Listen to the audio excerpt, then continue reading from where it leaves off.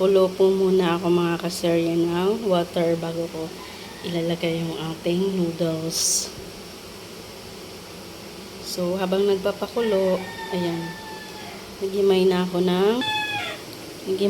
nitong malunggay mga kaserya. Tinanggal ko na sa tangkay. Ayan.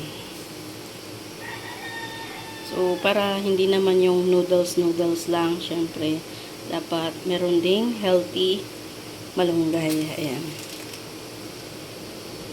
So, dahil kumukulo na nga po mga kaser yung ating water, ay lalagay na natin yung flavoring.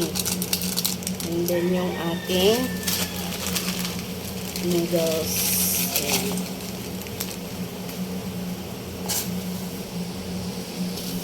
So, ayan.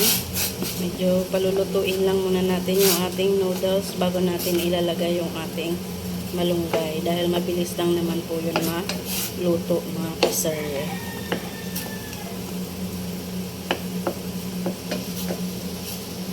Lagyan na po natin ng malunggay mga kaserye. Oopsie.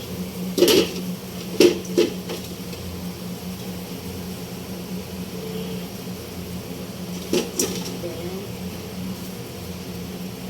tayo natin maluto.